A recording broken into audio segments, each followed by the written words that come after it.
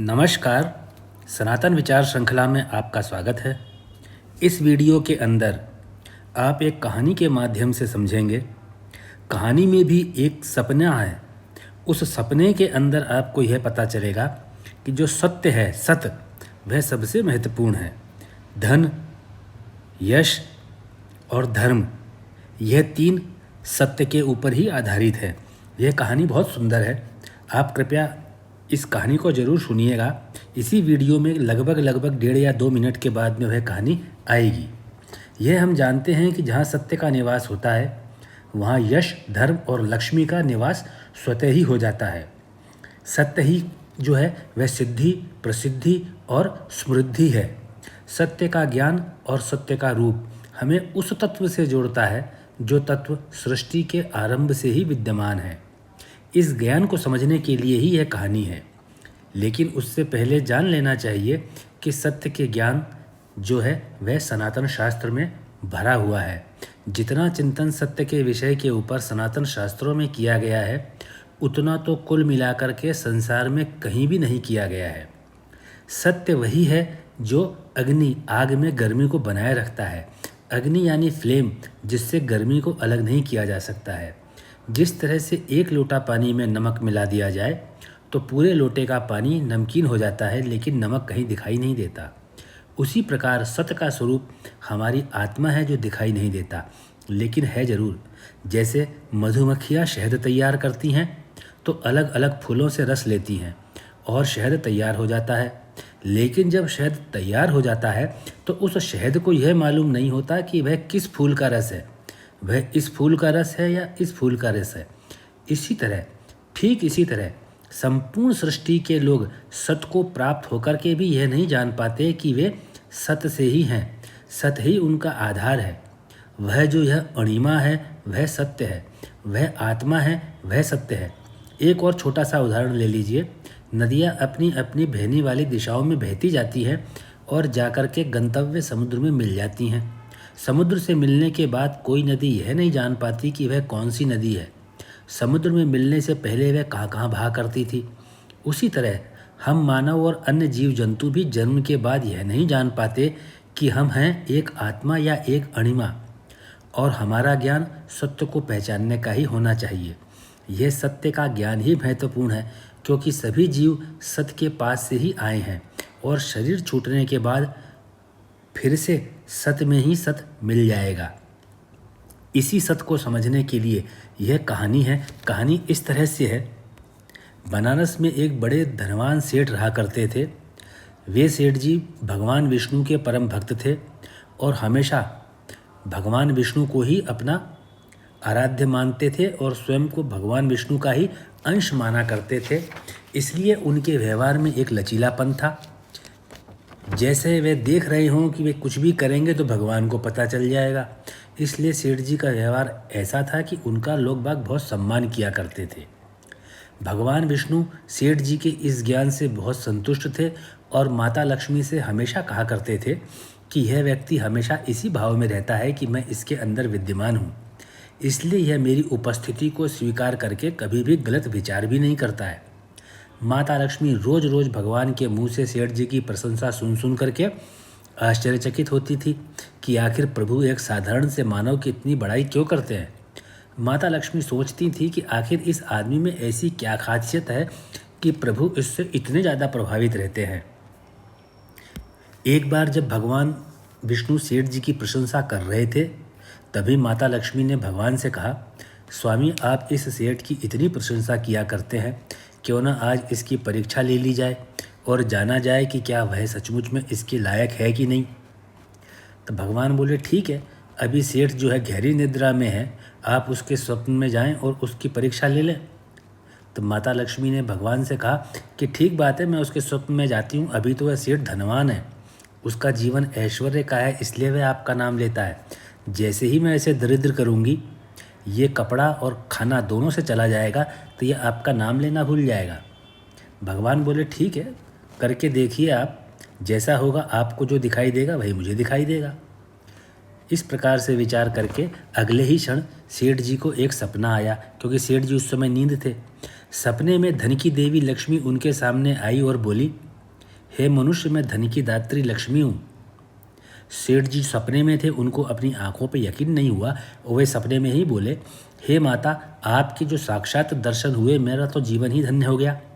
आप कृपया करके बताइए मैं आपकी क्या सेवा करूं? लक्ष्मी जी बोली, कुछ नहीं, मैं तो बस इतना बताने आई हूं कि मेरा तो स्वभाव ही चंचल है। वर्षों से तुम्हारे भवन, तुम्हारी तिजोरी, तुम्हारे गोदाम में रहते रहते मैं उब चुकी हूँ। अब मैं यहाँ से जा रही हूँ।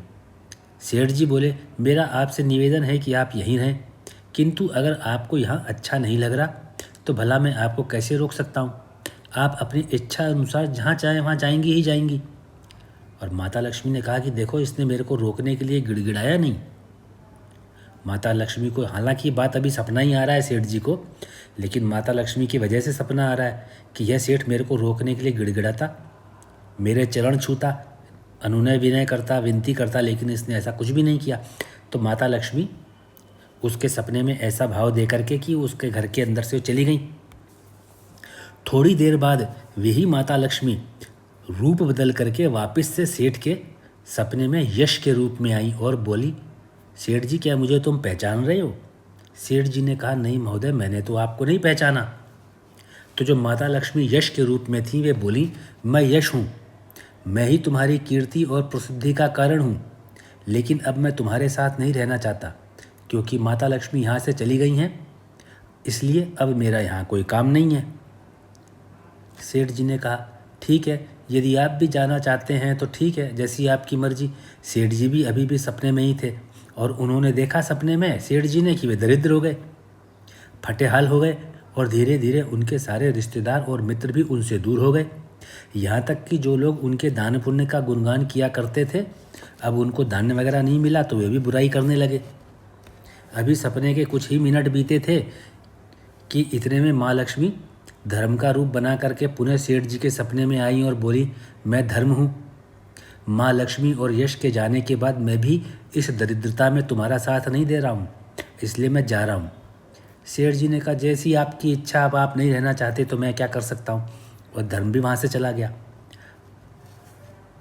सपने का कुछ समय और बीता। बीतते ही माता लक्ष्मी सत्य के रूप में प्रकट हुई और बोली, मैं सत्य हूँ। लक्ष्मी, यश और धर्म के जाने के बाद अब मैं यहाँ नहीं रहना चाहता, मैं भी जाना चाहता हूँ। ऐसा सुनकर सेठ जी ने तुरंत सत्य के पांव पकड़ लिए और बोले, हे महाराज, आपको नहीं जाने दूंगा। भले ही सब मेरा छोड़ दें, भले ही सब मुझे त्याग दें, लेकिन आप ऐसा मत करिए। सत्य के बिना मैं एक क्षण नहीं रह सकता। यदि आप चले जाएंगे तो मैं तत्काल ही अपने प्राण त्याग दूंगा। लेकिन तुमने बाकी को तो बड़े आसानी से जाने दिया, उन्हें क्यों नहीं रोका? सत्य ने फिर प्रश्न किया। तब सेठ जी बोले, मेरे लिए वे तीनों भी बहुत महत्व रखते हैं, लेकिन उन तीनों के बिना भी मैं भगवान के नाम का जप करते करते अपना जीवन पूरे उद्देश्य के साथ जी सकता हूँ। परंतु यदि आप चले गए तो मेरे जीवन में तो झूठ प्रवेश कर जाएगा। मैं इस शरीर को ही सब कुछ मानने लगूंगा। आप तो सत हो, मेरी आत्मा हो। आपके रहते ही मैं यह जान पाता हूँ कि मैं जो दिखता हूँ वह मैं नहीं हूँ, और वह जो हूँ वह मैं दिखाई नहीं देता हूँ। मेरा वास्तविक स्वरूप आप हैं। आपके जाने से मैं अपने मूल को ही खो दूंगा, फिर मेरे जिंदा रहने का तो मतलब ही क्या रह जाएगा। सेठ जी आगे कहते हैं सत्य से, जब तक आप मेरे पास हैं तब तक मुझे अपने बारे में ज्ञान है।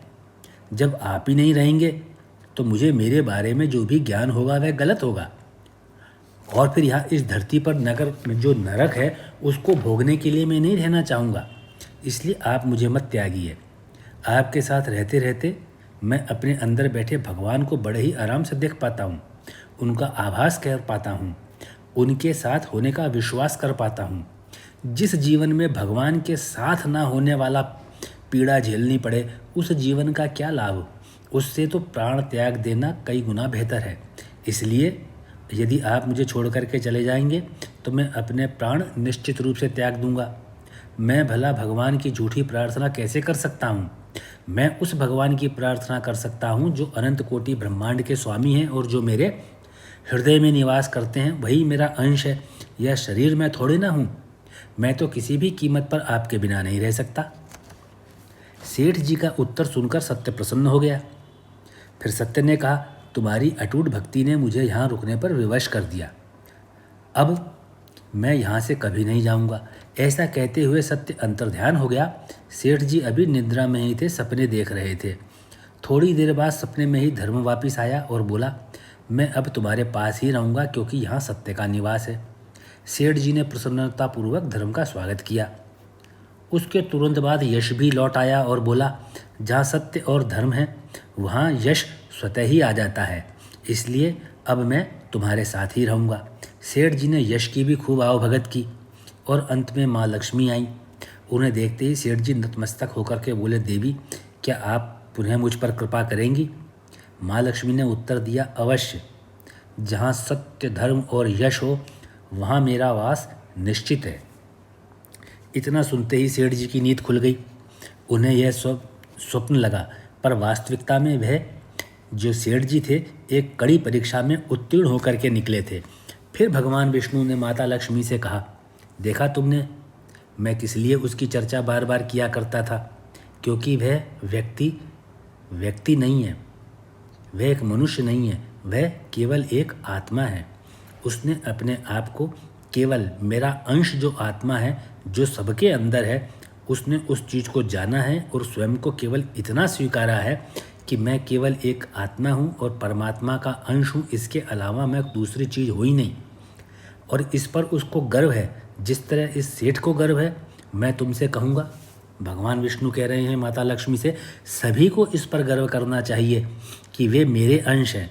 यह गर्व की बात है, यह मेरे लिए, आपके लिए, इस दुनिया में सब लोगों के लिए गर्व की बात है कि हम उस ईश्वर के अंश हैं, शरीर नहीं है। हम वास्तव में गर्व करने वाले तत्व के धारण करके हैं। यह शरीर तो आज है, कल ना रहे। आयु के साथ, समय के साथ इसका तो बदलाव होना ही है। इसलिए यह कथा जो लिखी गई है इसका आधार केवल इतना ही है, इसकी शिक्षा यही है कि हम अपने आप को शरीर और शरीर की आवश्यकताओं से ही अपने जीवन को जोड़ करके ना रखें। हम अपने आप में एक महानतम अंश हैं, जो ब्रह्मांड के स्वामी हैं उनका अंश हैं। हम स्वयं उस ब्रह्मांड का हिस्सा हैं जो प्रभु ने अपने माया से बनाया है। इसी विचार के साथ कि सत्य जो है यह वही आत्मा है जो पूरे ब्रह्मांड में निहित है, जो हमारे अंदर है। इस प्रकार से हम पूरे ब्रह्मांड से जुड़ाव रखते हैं। इसी संदेश के साथ मैं यह वीडियो समाप्त करता हूँ और आशा करता हूँ कि आप इस वीडियो को अपने मित्रों से, सहयोगियों से साझा करेंगे। और वर्तमान में जो आपने अपने बहुमूल्य समय का अंश इस वीडियो को देखने के लिए दिया, उसके लिए मैं आपका बहुत बहुत आभारी हूँ और आपको बहुत बहुत धन्यवाद देता हूँ।